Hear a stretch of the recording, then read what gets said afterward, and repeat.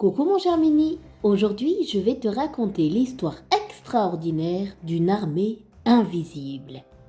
Ne t'inquiète pas, ce n'est pas terrifiant ou moche, mais plutôt un récit très rassurant. Es-tu prêt à l'écouter? Le roi d'Israël et le roi de Syrie se font la guerre. Mais le roi de Syrie ne comprend pas. Lorsqu'il place des soldats dans un endroit, le roi d'Israël n'y envoie personne. Et ça, à chaque fois. Il ne peut jamais le prendre par surprise. Et ça l'énerve. Venez ici. Savez-vous ce qu'il se passe? Oh mon roi, je suis désolé, mais Dieu révèle au prophète Élisée ce que tu es en train de préparer. Et du coup, vite, Élisée va voir le roi d'Israël pour le prévenir. Quoi? Mais comment ça? Le roi de Syrie est furieux. Envoyez pendant la nuit une armée pour encercler la ville de Dothan, où habite le prophète Élisée. Ainsi, nous l'attraperons dès son réveil.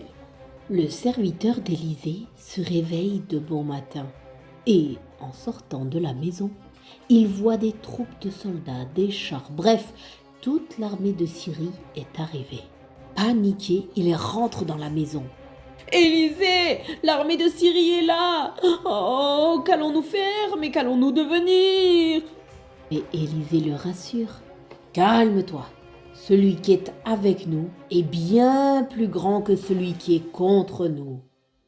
De quoi? Celui qui est avec nous est bien plus grand que celui qui est contre nous? Élisée, je te rappelle qu'on est juste deux, hein. On n'est pas très grands, ni forts, ni nombreux comme eux. Alors Élisée prie Dieu. Seigneur, ouvre-lui les yeux pour qu'il voie. Et à cet instant, Dieu lui ouvre les yeux du monde invisible. Le serviteur voit la montagne remplie de chevaux et de chars de feu. Et tous sont là pour protéger Élisée. Tu t'imagines le serviteur qui pensait qu'ils étaient seulement deux? Ah là là! Dieu veille vraiment sur eux. L'armée invisible est là, prête à combattre pour eux. Mais cela ne s'arrête pas là. L'armée de Syrie s'approche de la ville. Et le prophète Élisée fait alors cette prière. Permets, mon Dieu, que l'armée soit comme aveugle et ne me reconnaisse pas. Et à ton avis, est-ce que les soldats reconnaissent Élisée? Et non, pas du tout. Alors Élisée leur dit, « Ce n'est pas le chemin, ce n'est pas la bonne ville. Venez, je vais vous montrer où aller. » Et il les emmène jusqu'en Samarie. Arrivés là-bas, près de l'armée d'Israël, leurs yeux s'ouvrent et l'armée de Syrie se rend compte qu'elle est dans le camp adverse. Oh non, on va tous nous tuer. Oh, le Dieu d'Élisée nous a bien eus. Mais Élisée parle au roi d'Israël. Ô roi, ces soldats n'y sont pour rien.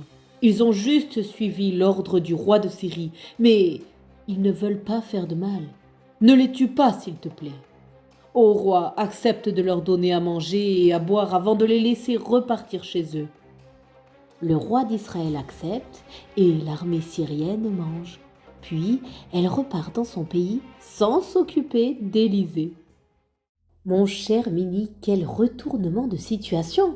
L'armée pense attaquer le prophète, mais une immense armée invisible le protège. Puis Dieu les rend aveugles et les envoie dans le camp de l'ennemi.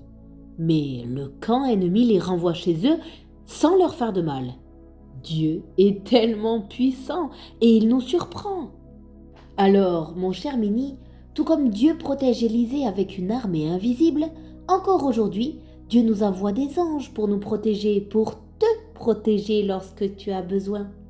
J'espère que tu garderas ce récit dans ton cœur et qu'il te rassurera.